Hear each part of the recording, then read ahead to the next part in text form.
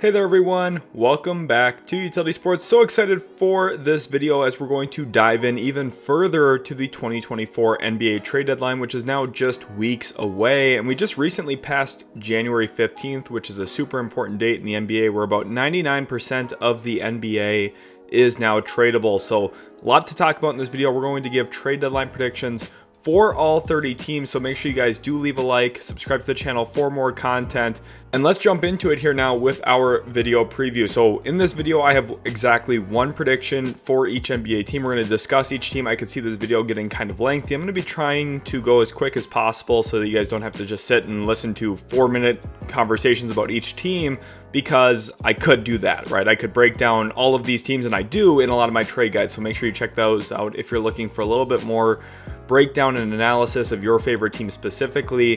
And then a really important thing for context here, I'm recording this on January 16th, so a lot can change between now and February 8th when the NBA trade deadline is. So those are some things to keep in mind. Also, go make sure to give us a follow on social media. Links are in the description there, and then also join the Discord server. Really appreciate you guys for that. And now we are here with the first team, the Atlanta Hawks, and there's a lot of rumors, a lot of speculation right now. So what is my expectation? And my overall expectation is we are going to see a pretty big sell job from the Atlanta Hawks this trade deadline. Specifically, these two players, I would be shocked to see them still on the Hawks after the trade deadline. DeJounte Murray, all signs point to him being traded after they gave him an extension this past offseason. He is likely now available on the market. There are a bunch of teams interested in him. Supposedly, from reports, you're looking at the Lakers, Nets, New York Knicks as a few examples. I also think a sneaky team could be someone like the Orlando Magic. And then when it comes to Clint Capella, there's a report right now saying that the Hawks want to attach him to DeJounte Murray to trade him. Listen, I'm not sure if that's going to actually come to fruition or not, but I could see teams having some interest in Capella just 1 year after this year left on his contract. It is at $20 million, which is rather spendy if you're looking at him as a backup, but some teams could view him as, hey, look, even though he's not playing his best ball this year, he could be a nice addition into our front court, whether that be off the bench or as a spot starter in case of an injury. When it comes to guys like DeAndre Hunter and Bogdan Bogdanovic, I think it's going to be more offer dependent. I think DeAndre Hunter's value around the league right now is pretty low compared to where his talent level should maybe have him slated. So because of that, I think that it's possible we see the Hawks hold on to Hunter, eat another year of that contract, and it looks a little bit different next season. But then for Bogdanovic, I could see him definitely getting traded as well. We'll talk about him a little bit later on in this video as we now transition into the Boston Celtics. And listen, this is the best team in the NBA. They're playing fantastic basketball. Of course, made headlines with that huge loss to the Milwaukee Bucks on the second night of a back-to-back. I'm not going to focus on that here. What I'm going to focus on is this team is really good. And look, while I think that they could go out there and maybe look for an upgrade, maybe an 8th or 9th guy that they could bolster their rotation a little bit, maybe a little bit more size, another player who could fill out the front court to replace who they lost in Grant Williams, I think the safest prediction for me here is trading Svi Mykhailiuk. And you might say, whoa, what is that? Listen, these predictions are not just, hey, I think they're going to trade for player XYZ or they're going to go make a big move. We have to be realistic about it, and this is one of those no-brainer decisions for the Boston Celtics, dumping Svi Mykhailiuk to a different situation, because currently the Celtics are just $1 million or $2 over the second apron. So if they trade Svi Mykhailiuk, don't take much salary back in, maybe a minimum for a younger guy, it would completely change how their financial situation looks in terms of the first and second apron. The Celtics would get outside of the second apron, just be a first apron team, and that completely changes some of their trade flexibility going forward, especially with Jaylen Brown's contract ready to kick in. They're going to look at Jason Tatum extensions. Anytime that they can save a little bit of money, they should consider doing that. Mykhailiuk's only played 19 games this year. He's not even shooting the three ball that well, which is really his primary skill in the NBA. So because of that, it's a pretty easy decision for the Celtics. They shed some of Mykhailiuk's salary and get under that second apron. Jumping into our third team, we look at the Brooklyn Nets here in the Nets. Listen, there's a lot of questions right now surrounding Brooklyn. Do they buy? Do they sell? Is Mikal Bridges available? For me, the answer to that is no. My big prediction for the Brooklyn Nets is they keep Mikal Bridges on their roster. And in fact, I could even allude to them maybe going and making a buy move around him. Like I talked about with the Atlanta Hawks, DeJounte Murray's a player that makes a ton of sense to me if I'm Brooklyn, because a few reasons. First of all, Spencer Dinwiddie, I think he's a really solid player. His salary aligns pretty well with DeJounte Murray's salary, which helps you in a trade if you want to maybe one-for-one swap those two guys. And the Nets have a pretty good collection of draft assets that they could pull from in a trade. Now, they don't own a lot of their own picks, but they do have picks galore. And because of that, they could trade a couple of those first to Atlanta, help them recoup some of their lost assets from trading for DeJounte Murray, and the Nets could look at themselves and say, hey, our shot creation got a little bit more consistent, a little bit better, and it would re-slate DeJounte Murray back at true point guard, whereas in Atlanta, he's playing without the ball a little bit more frequently. And I think because of that, the Nets could probably pull the most out of him out of all of the given situations. Moving on to the Chicago Bulls, I think another fascinating team to discuss this trade deadline. They've actually been playing much better as of late. Kobe White has ascended to a new level this season, so a lot of hype around that. But this team still isn't great, and I think really even at their best, they're a mediocre ball club. And really it comes down to what do they get Zach LaVine out of the building for. Right now, the trade market for him is supposedly non-existent. I still think there's going to be teams that maybe panic. If DeJounte Murray gets traded to a team that's not the Los Angeles Lakers, do the Lakers reevaluate their situation and maybe make an offer for Zach LaVine? And I think the answer to that is a probable yes. I think if the right pieces become available, if things shake out the right way, the Bulls will get a little bit of something for Zach LaVine. Still not a ton. They overpaid him on his contract that he signed with them just a couple of off seasons ago. He's not a very good player for the salary, for his contract. He is a very great player in general. If you take out the contract, he's an awesome player. But looking at his contract included with the new CBA, there's a lot of issues as to why paying a guy like him $45 million a year isn't going to lead to a ton of winning over a prolonged period of time. But nonetheless, I still think he's a talented player who could help a team, especially like the Lakers, who rank 30th in the entire NBA in three-pointers.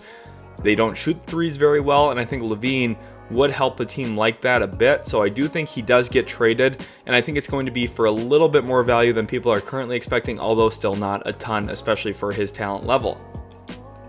Looking at the Cleveland Cavaliers, this is another interesting team to talk about. There's a lot of rumors around Donovan Mitchell as of a few weeks ago. Sounds like the Cavaliers are not going to entertain any offers for him, which is an interesting discussion because the Cavs, listen, poor first round play last year. They ended up losing to the New York Knicks.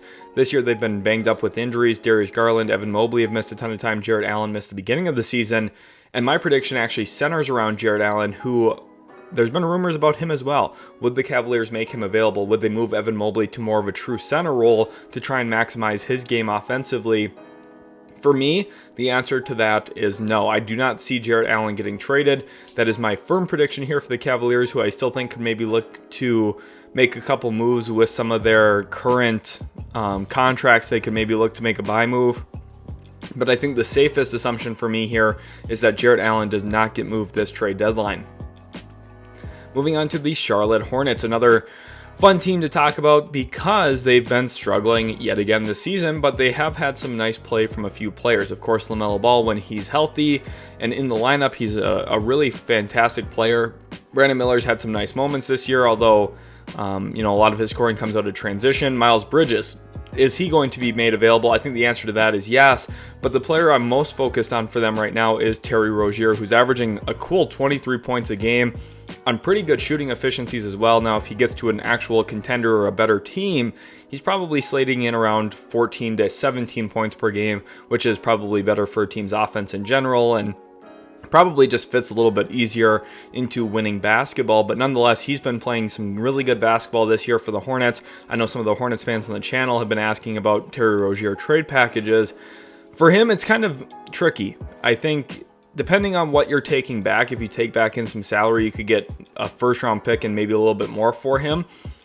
I just don't see his market being as good as a lot of other people expect.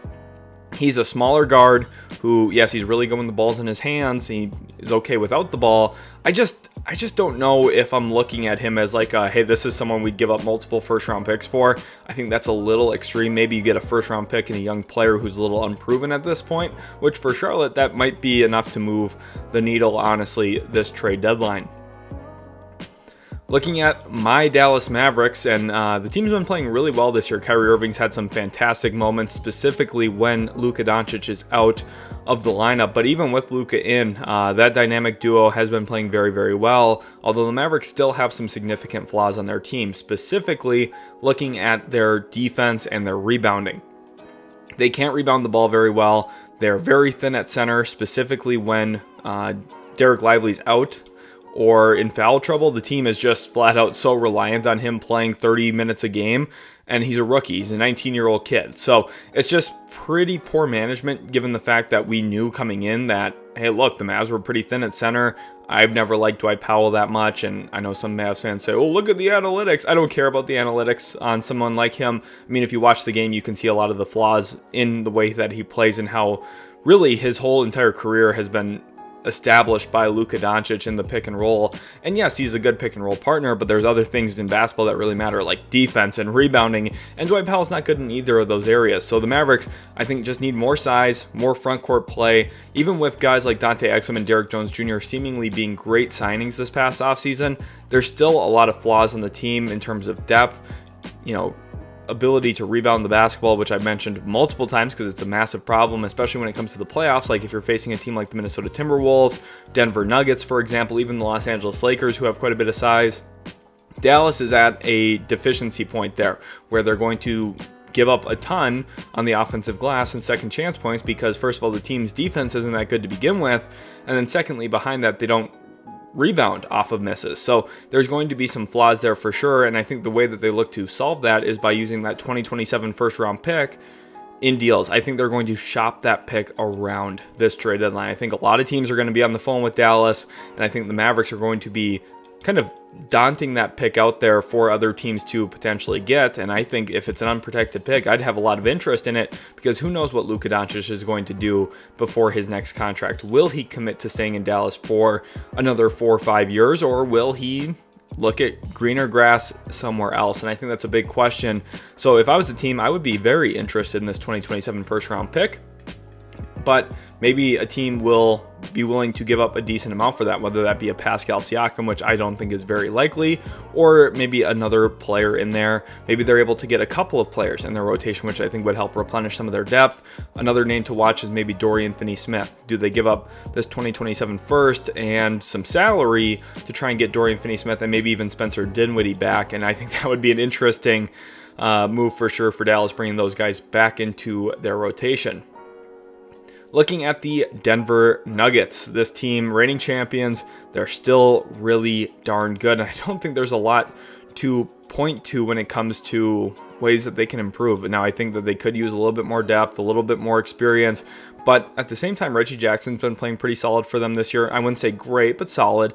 And I think DeAndre Jordan's had moments this year where you're like, wow, he's not as bad as what I remember 2, 3, 4 years ago. And honestly, we saw that a little bit in the playoffs as well, this most recent season, where DeAndre Jordan, it just seems like he's had nights where he's been able to turn back the clock a little bit, which is awesome and very exciting for him. I was very skeptical of that signing when they made it.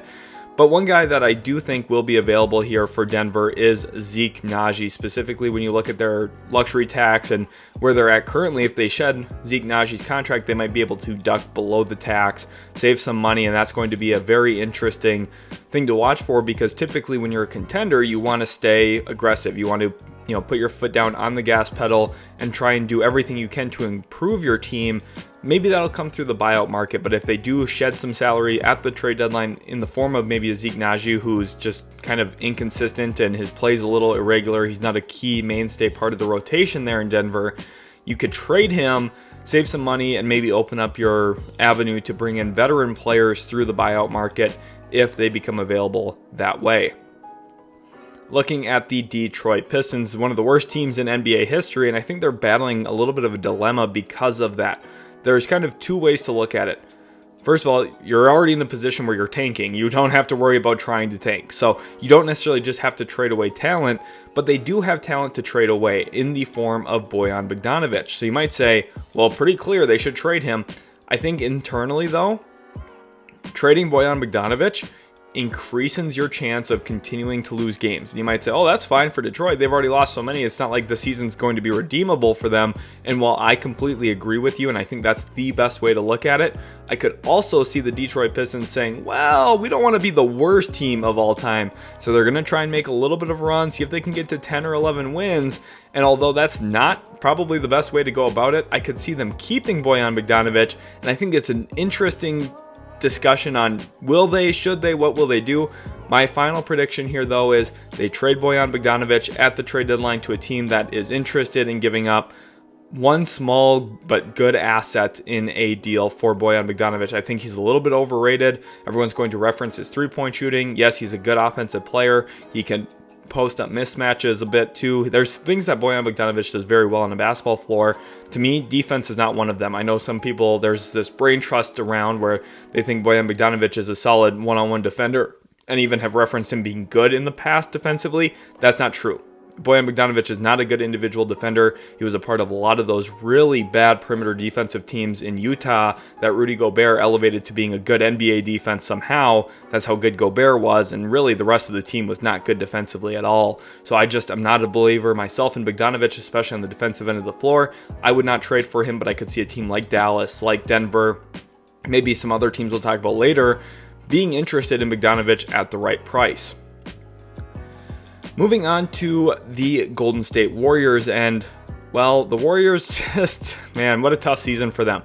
Draymond Green suspended for a ton of games. Obviously, Chris Paul now has a broken hand. Andrew Wiggins looks like a shell of his former self, and that's really not a compliment even, because if you think about his former self in Minnesota, well, that looked like a shell of the championship Andrew Wiggins. So we're looking at a shell of the shell currently here, and it's not very pretty to watch. He's not playing very well this season. Of course, there's a lot of off-the-court stuff that he's been dealing with within the last 12 months, so I don't want to be too critical of him. But the reality is the Warriors need him to play at a high level, and he just quite frankly isn't. A lot of the young guys, Moses Moody, Jonathan Kuminga, Brandon Podziemski, Trace Jackson-Davis, both of those guys I loved in the draft, by the way. Listen, those guys are all playing really solid for the Golden State Warriors, but it's just not enough. I think that we look at a real possibility of Andrew Wiggins getting traded this trade deadline to a bunch of different teams that I could see being interested. I think Dallas could be a team that, if it's a three-team composition where some other players going to Golden State, Dallas would look at Andrew Wiggins as, hey, this is the type of wing we could really use. A big, lengthy, defensive wing who, listen, I know sometimes his defense wanes a bit, but when he was at his best with Golden State, the team that knocked Dallas out of the playoffs in the Western Conference Finals a few years back, they saw Wiggins up close and personal and said, wow, this guy can really defend. They put him as the primary assignment on Luka Doncic as the Warriors won that series comfortably. And I could see Dallas getting talked into an Andrew Wiggins trade in a three-team composition. Again, my assumption is the Warriors are allowing Andrew Wiggins to be brought up freely in conversation with other teams at this point. Moving on to the Houston Rockets. What a good feel-good story this year. Ime Udoka is doing a great job with this young team. Alperen Şengün's playing like an all-star. Jalen Green, I still think underrated. I know a lot of Rockets fans are kind of turning their back on him. I see a lot of the positives that still leads me to believe that there's a lot of good stuff coming, even if the consistency isn't there quite yet, because this is really his first true NBA season with a good head coach. So I think give him a little bit of a longer leash. We'll see some more good stuff in the coming years. But for me, I think if we're going to look at one prediction for the Rockets, if they do make a significant move, a move that actually really matters, it's going to be something around a backup center. I have Daniel Gafford here on the graphic. For me, it doesn't necessarily have to be Daniel Gafford. I think it would be okay if it is, a couple of second-round picks, but this is another team like I talked about with Clint Capella, where if you're able to get a backup big in, it completely changes the way this team looks. They have tradable salaries in Victor Oladipo, and in a few other guys like Jock Landale, maybe Jae'Sean Tate if you wanted to include him. I know Rockets fans are going to look at him and say he's not as tradable, obviously not as tradable as Oladipo, and Landale's completely out of the rotation now. But a guy like Gafford or some other filler backup big man who makes anywhere from $7 to $12 million, and in the case of Capella, $20 million, it could be a worthwhile upgrade for the Houston Rockets, gives you some real stability and a couple of years to figure out what you want moving forward at the backup center spot. Capella could be a nice short-term stopgap for them behind Şengün for the foreseeable future. Then we move on to the Indiana Pacers, and, well, based on the rumors as of late, it sounds like they're very much in on Pascal Siakam. So my prediction for them, they make a big-time trade for Pascal Siakam. We see him out the door sooner than later. Again, I am recording this on January 16th. So as of right now, we don't have any real news on if a deal is done or not, but I think it is something worth watching. The Los Angeles Clippers here now. At this juncture, they're a team that, look, they already made their big splashy trade with James Harden. They brought him in November. It took them 5 or 6 or maybe 10 games to figure out exactly how they wanted to play and how they wanted to operate and how they wanted to use their big three, and I think they found a really nice rhythm. They've been playing a lot of great basketball as of late, but they do have some interesting guys that I think are tradable, and that is specifically Mason Plumlee, who was going to be the team's backup center behind Ivica Zubac, found himself to now be the third center after he sustained an injury. Daniel Tice was a nice addition for this Clippers team, and then PJ Tucker, who I actually thought was going to have a role playing some small ball center for this Clippers team, just hasn't had that role. He just has not been on the floor. Now Zubac is going to miss some time, it sounds like, so Plumlee becomes a bit more important for this team right now. PJ Tucker maybe becomes a little bit more important as well, but when you're looking at these two guys, you combine these two salaries, you're working with around $18 to $20-ish million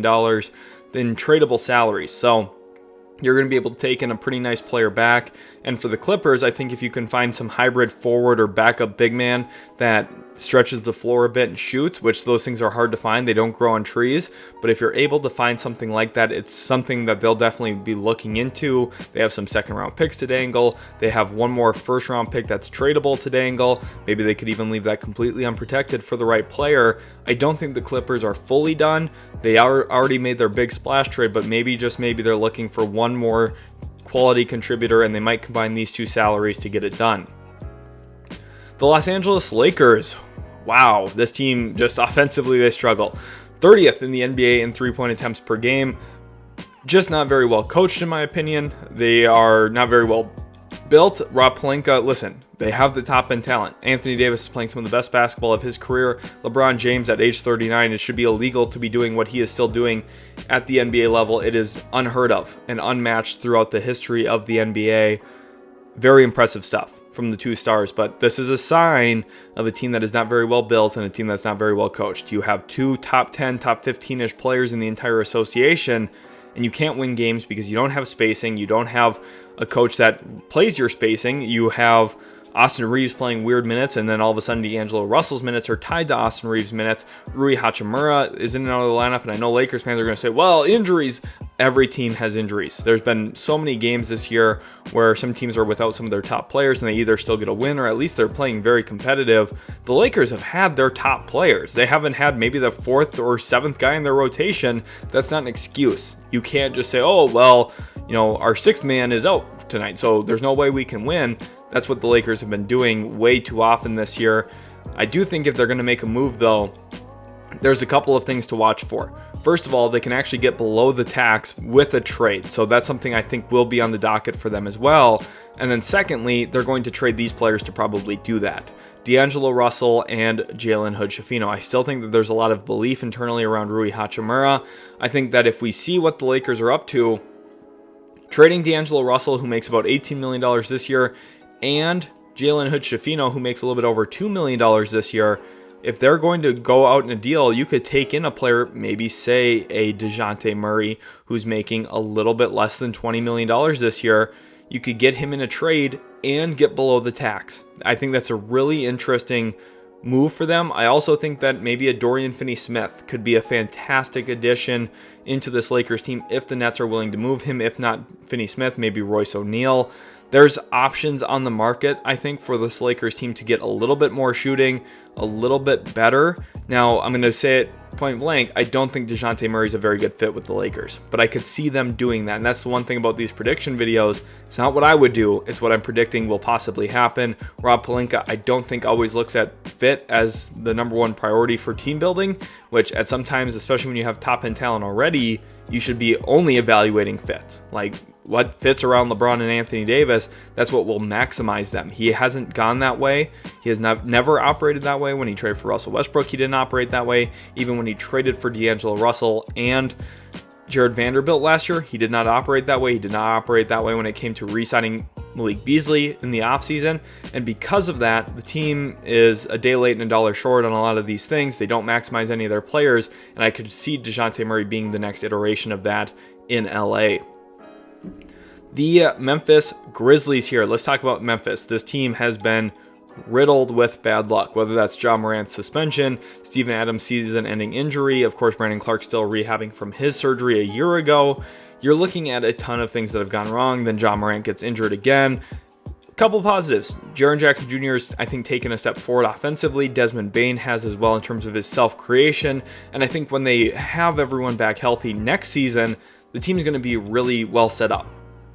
Now, if I had to make a prediction, it's that they don't really do anything unless someone like Mikal Bridges becomes somehow available. The Grizzlies have a bunch of tradable first-round picks. They have some young guys that they could throw into deals like Jake LaRavia, Zaire Williams, who probably doesn't have that much value now, David Roddy as a few examples, Vince Williams from VCU. They've got some guys that I think would hold a little bit of weight that are still on their rookie deals. And if they're able to put together enough stuff to get in the running for a guy like Mikal Bridges, they will do that because Bridges will fit their team long term. Any trade that the Grizzlies make this year will be either financially motivated to save a little bit of money or to build their team up long term. Mikal Bridges, I think, is an excellent example of that. It doesn't even have to be Mikal Bridges. Had OG Anunoby still been available this trade deadline, I would have linked him to the Memphis Grizzlies, but regardless, I don't think the Grizzlies really do much of anything this trade deadline, and if they do, it's going to be, like I said, all focused on long-term team building and fit. The Miami Heat here now, and Miami is a team that, listen, last year they made another historic run in the playoffs.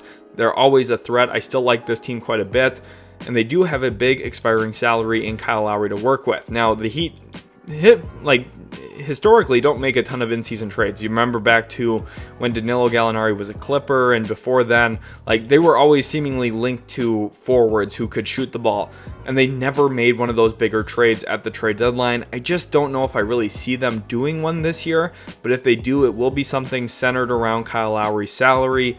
I think Duncan Robinson they'll probably view as a little bit too pivotal for their half-court shooting and half-court offense playing off of Bam Adebayo. But I think Kyle Lowry, even though, listen, veteran player, makes a lot of winning plays, I think if they could find an upgrade into their backcourt over Lowry, maybe dangle a pick in there or two to get something done, that's something I could see them looking at. Again, not really a firm prediction here for the Heat, but if something does come to fruition, I think it will be centered around Kyle Lowry. The Milwaukee Bucks, now a team that, honestly, looking at their cap table, it's hard to figure out what they could do. Maybe Pat Connaughton, $9 million or so. I just don't love anything really for the Milwaukee Bucks, but what they are going to do is figure something out with Brook Lopez. And I don't necessarily mean trading him, although I don't think that's completely off the table either. He's making $25 million a year currently, and listen, their whole point of having him and Giannis is you would think that's the crux of a good defense. You have those two front court players. Well, they're actually kind of getting blasted, especially in the pick and roll. They keep giving up 30-point plus games to a bunch of guards around the league. Jalen Brunson lights them up all the time. Fred VanVleet and Jalen Green combined to light them up the other night. This Milwaukee Bucks team is just kind of deficient in the pick and roll game defensively because Brook Lopez is a drop coverage big, specifically deep drop coverage big. And right now, the guys that they're asking to chase guards over screens is Damian Lillard and Malik Beasley. I could have told you before the season that those two guys are not going to contribute to elite level defense. And in fact, we've seen some real problems there.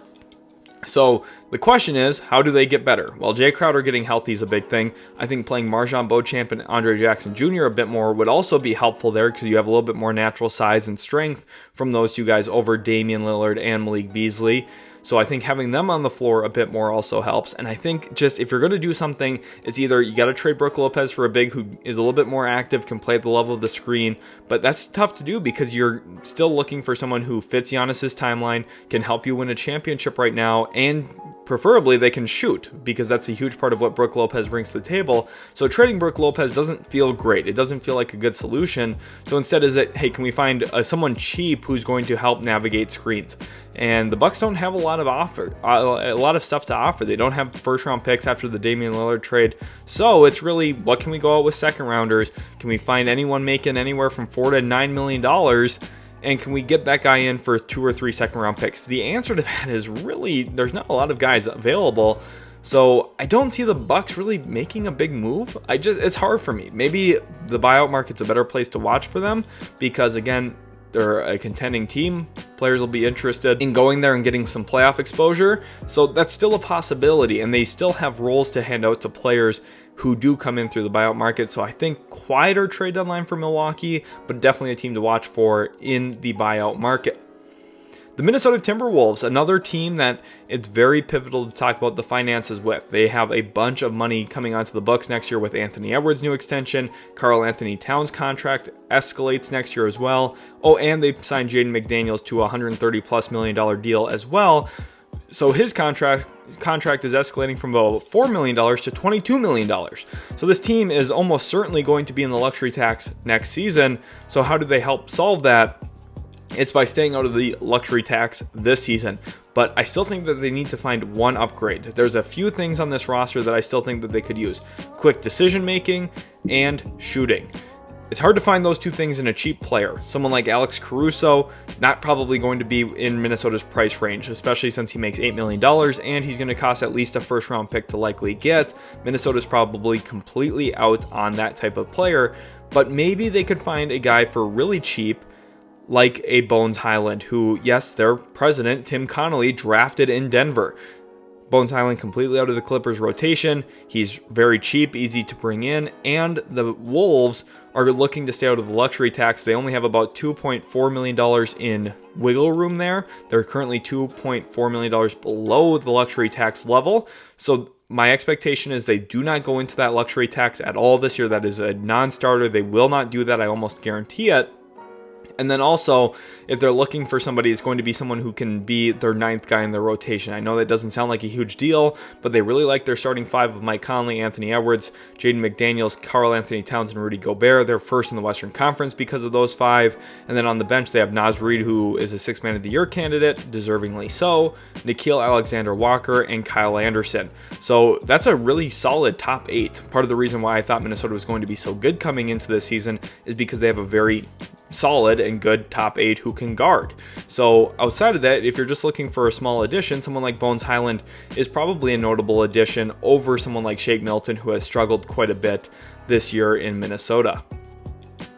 Going to the New Orleans Pelicans now, this team, again, looking at their cap table, there's not a lot to really point to of, hey, they could upgrade here. They have a ton of wings. I really like Najee Marshall. I love Herb Jones. Obviously, we know how talented Brandon Ingram, Zion Williamson, and CJ McCollum all are. So when it really comes to what will the Pelicans look to do, I think it's just escape the luxury tax, just like we talked about with Minnesota, like we talked about early on with Boston with trying to get out of one of those apron levels. I think for New Orleans, the way to get out of the luxury tax is to salary dump someone like Kira Lewis Jr. And you might be saying, well, what teams are going to be willing to take in a salary dump?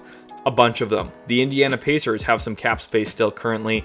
Would the Pelicans send a second-round pick with Kira Lewis Jr. to Indiana? I think the answer to that is yes. The Pelicans get out of the tax completely by making this type of trade, and the Pacers would pick up a free second-round pick and maybe a little bit of a young project in Kira Lewis Jr., who probably doesn't have much of an NBA career ahead of him, but former first-round pick. Maybe there's some intrigue there. Another team to watch for would maybe be Detroit.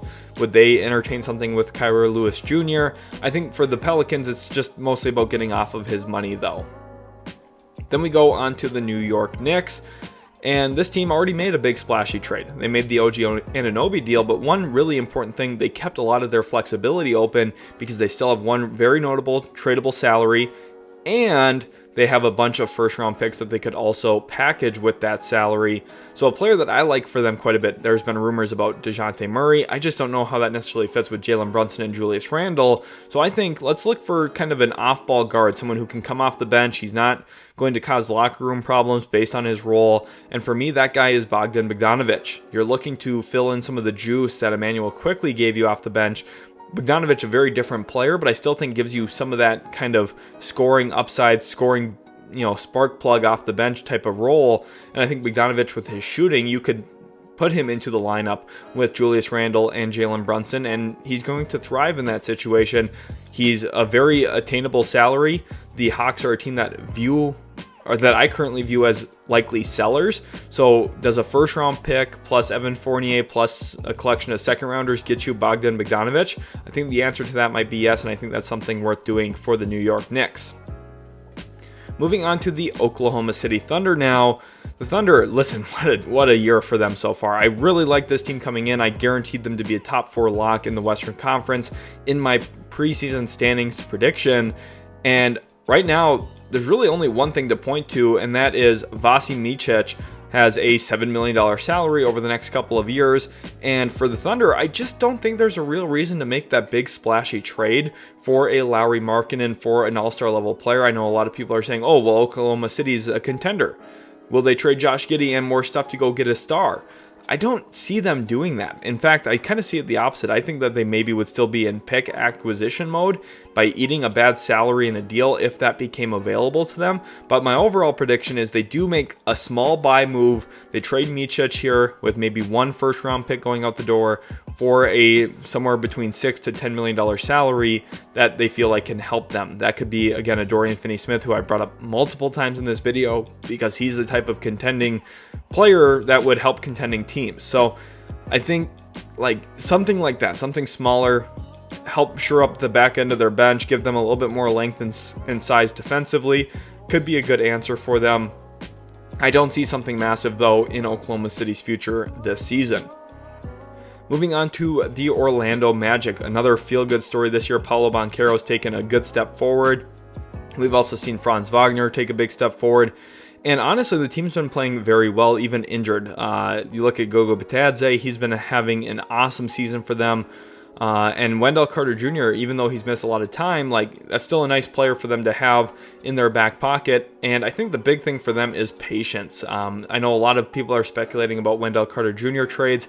I could see it. Maybe that's a player that, like, say, Houston would have interest in, or maybe even the New York Knicks, just given their injuries to the center position right now. But for me, with Orlando specifically, I don't think that they have to panic or rush into anything. I mentioned them as maybe a DeJounte Murray landing spot. Again, I just don't really know if that's worth doing for them, though. It feels like it accelerates your timeline, and it doesn't really move the needle enough for me to say, hey, look, that's going to be fantastic for them long term. I still think that they really like Anthony Black, who they drafted in the top 10 this past year. I think that they view him as their long-term starting point guard, and I think that they just internally really like the team that they've built in terms of the length, size, defense component that they have on the floor. So for me, there's no rush for them to do anything this trade deadline. The 76ers, another fun team to talk about. I love talking about all 30 of these teams, if you guys can't tell. And the 76ers specifically are a team that, wow, could they make a lot of big moves in the next 6 to 7 months when you're looking at between now and the start of NBA free agency, because they've got draft picks to work with now after the James Harden trade. They've got cap space this offseason to potentially work with. And maybe this is where they start some of their pre-agency. And what I mean by that is bringing in a player who would be a free agent this offseason and saying, look, we're going to trade for you. We take a little bit of a gamble, but it gives us a couple extra months to convince you to come play here with us. We'll build some of the chemistry. We'll show you how great of an organization we are. And then with that, you're going to want to stay here in Philadelphia.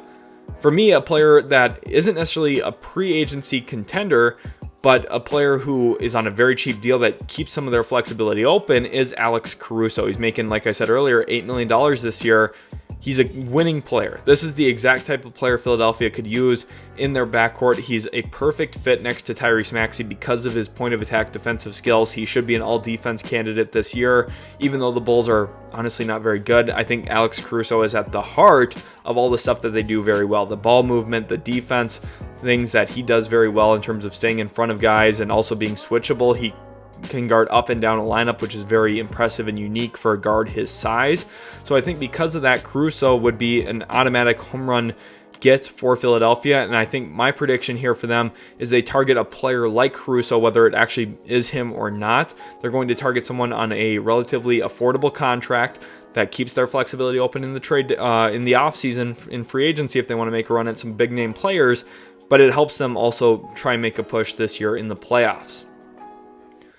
The Phoenix Suns. Who could have predicted that this team would be a little rough at times? Oh wait, that was me. That's pretty obvious because all of their big three typically have injury history, and injury concerns throughout a long 82-game season, but I don't want to belabor that point. I think the big thing here is Phoenix has an opportunity to get a little bit better. Not a ton better, but a little bit better. They have some assets to work with, and they've got a very fascinating $6.3 million trade chip in Nasir Little, who just isn't very good and doesn't have a role on this Phoenix Suns team. So could they put him into a deal to get someone back? And that someone might be a player who's not playing very well this year. For example, Shake Milton in Minnesota. He's kind of fallen out of the Timberwolves rotation, but could Phoenix look at him and say, hey, this is a guy who in the offseason, teams viewed as like a kind of interesting upgrade into a backup point guard spot. I think that's the type of player that they could go get. Someone who hasn't played well this season, around $4 to $6 million in salary, someone playing on the biannual exception or maybe a little bit more. You throw in a second round pick or two if you're Phoenix, and you get a deal done. It's not going to completely move the needle of this team, but you're going to strengthen the eighth man probably of your lineup, and that might go a long way for Phoenix, especially with how heavy they are at the top. When you have Bradley Beal, Devin Booker, and Kevin Durant, you have a chance to beat anybody in a 7-game series, so any small upgrades along the way matter, and if you're able to trade Nasir Little and a couple of second rounders or less meaningful assets to get something done, you should probably consider doing that, especially with how all in they currently are. The Portland Trailblazers. Boy, is this team bad. I had the pleasure of watching this team just a couple of weeks ago. Scoot Henderson, I'm telling you, he looks the part. This guy's going to be really, really good. He's just an awesome player to watch in person, even though the Blazers have been awful and terrible. They don't win very many games, and they actually get blown out a ton. Part of that is because they're playing a bunch of bad bigs. They don't have a lot of talented size. Listen, I know people are going to say, oh, DeAndre Ayton. I don't care. Okay, I really don't care about DeAndre Ayton. But I do care about Jeremy Grant this trade deadline for a few reasons. One, I'm very invested in my Dallas Mavericks not trading for this guy. I really do not want Jeremy Grant. I know a lot of people are going to say, whoa, he's a wing who shoots the ball really well, and he's got length and size and shot blocking. He's athletic. Go look at his rebounding numbers. Okay, that will explain why I don't want him anywhere near Dallas. I swear he is the worst rebounding wing to ever play NBA basketball because he does not use his size, length, and athleticism to his advantage at all. He's more interested in shooting open threes in transition. So, I just don't want to touch him with a 37.5-foot pole. His contract is massive. I would not want to acquire this guy in a trade, to be completely honest. Everyone always thinks that he's going to be an upgrade. Everyone thought in Detroit he's going to make them better.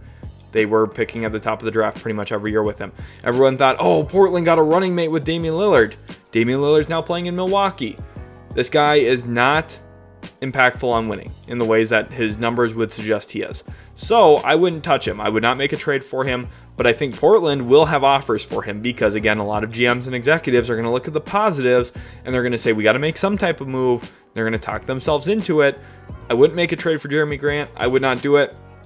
But I could see some team doing it. I think Portland, all of their offers will be around Jeremy Grant. I think that's going to be the main thing that they're trying to get done this trade deadline is, can we trade Jeremy Grant or not? And if they don't get an offer they like, they will not trade him. Very similar to what Troy Weaver did 2-3 years ago. He was very patient trading away Jeremy Grant until he got something that he thought was worth the investment on him. And then he finally pulled the trigger. I think Portland, it's going to be the same boat. They may or may not trade him. It's going to all be dependent on the package that they get, which I know doesn't sound like much of a prediction, but my prediction is he's in every single conversation that they have. Teams are going to be calling about Jeremy Grant, and I just hope my Mavericks are not one of them. The Toronto Raptors, same thing with the Indiana Pacers. My prediction, Pascal Siakam gets moved. We'll see him get traded likely to the Indiana Pacers. Who knows, maybe a random team, Team X, Dark Horse team gets involved. You never really know, but currently from the reports, it's going to be something around 3 first-round picks, probably the 2 this year in 2024, maybe a 2026 first with some protections on it from Indiana. And then also it sounds like some salary is going to be in that offer as well, of course, to match Pascal Siakam's salary. This is another example of pre-agency, a team trading for him right before he becomes a free agent. The Sacramento Kings, fun team to talk about here for a couple of different reasons, and the player I'm actually going to link to them is a guy who I thought they would have just maybe outright signed in free agency this offseason. They did not do that. They instead extended Harrison Barnes, and now I think they will fix that mistake because A player like Kyle Kuzma, although I'm not super high on him myself, I do think he is a meaningful upgrade over Harrison Barnes in terms of the ability to play make off the bounce. I think he's a fantastic fit into Sacramento's offense, and I think his defensive rebounding would also be a pretty good added bonus. He's not a great individual defender, but I think with his length and playoff experience, could be something we see happen. And remember, the Kings actually did agree to trade for him quite a few years ago before the whole Russell Westbrook debacle where he got traded to LA instead. There was a deal centered around Buddy Hield to the Lakers and Kyle Kuzma and something else. I don't even remember what it was. So we know Monte McNair has had some interest in the past in Kyle Kuzma, and I think that's what we see happen is either Kuzma to the Kings or some other player like Kyle Kuzma on anywhere from a $17 to $20 million contract at the power forward spot, because I'm assuming Pascal Siakam does not go to Sacramento. Then we have the San Antonio Spurs, and this team, listen, the Spurs are not very good, but Victor Wembanyama is elite. I think he has lived up to all of my pre-draft expectations and hype around him.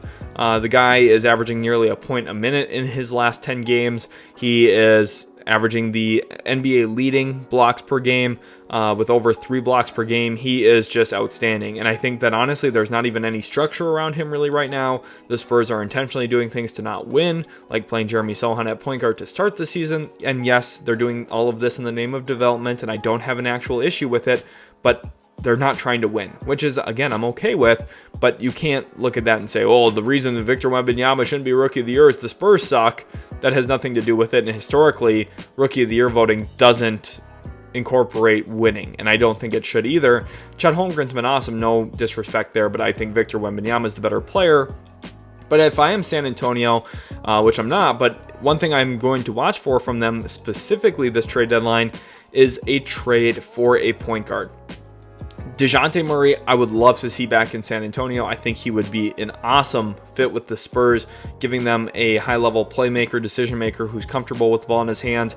Him and Victor Wembanyama would be a really good pick-and-roll duo. But even if it's not DeJounte, we've seen a bunch of teams in the past do this. They have a transformational young player. They're bad to start that guy's career, and then they make some sort of small, meaningful upgrade along the way. That could be a backup point guard, a veteran point guard who just gives you a little bit more stability. You focus the development in a different way during games. You give this guy the ball, could be like an Ish Smith level player. And I know people are going to say, oh my gosh, Ish Smith, and they'll roll their eyes at it.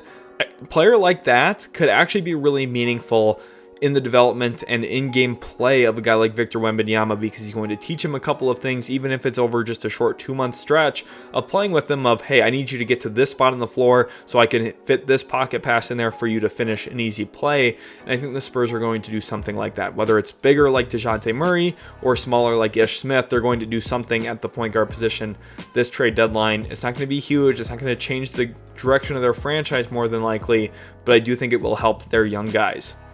The Utah Jazz, a team that everyone wants to talk about because they all think Lauri Markkanen is available. Here's a news flash. He's not. He's not getting traded at all. I know that Tim McMahon of ESPN has some reporting on this as well, saying that they would want a quote-unquote Danny Ainge type return for Lauri Markkanen. I'm telling you right now, he's not getting traded. There's not a team willing to pay the price that Utah will ask for him, because a lot of people, including myself, are starting to view him as a true, like, either super high-end number 3 on a championship team or maybe even a low-end number 2 on a championship team, because he's a 7-footer who can shoot. He's comfortable handling the basketball. He's a quality defender for his position. And I think because of that, he's just a very well-rounded player who seemingly can fit with anybody. A lot of teams will have interest in him if he ever does become available, but this trade deadline is not that time.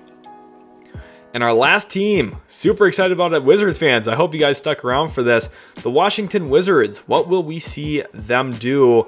And the answer for me here is something centered around Kyle Kuzma. That's going to be their main focus. Report right now is that they want at least 2 first-round picks in a trade for Kyle Kuzma. I'm not sure if they're going to get that or not. They might move on that, though. I don't think that they need 2 first-round picks to trade Kuzma. A first-round pick, maybe a young player and another solid player back. Like when we talked with Sacramento, we talked about Harrison Barnes replacing him with Kyle Kuzma. Maybe it's Davion Mitchell plus Harrison Barnes plus a first-round pick completely unprotected. And even though that doesn't sound phenomenal, if you're a Wizards fan, I think it's better than having Kyle Kuzma on the roster. I just say pour more minutes into Denny Avdia, pour more minutes into Corey Kispert, give them bigger roles, let Bilal Coulibaly play with the ball a bit more, and I think focus your young guys' development that you actually view as a long part of your future there in Washington, instead of just, hey, we got Kyle Kuzma and Jordan Poole, let's watch them dribble and play basketball. I think it's about, hey, can we increase the roles and ask these younger guys to do a lot more in our offense? And I think the answer to that is yes, if the Wizards are able to find a trade for Kyle Kuzma.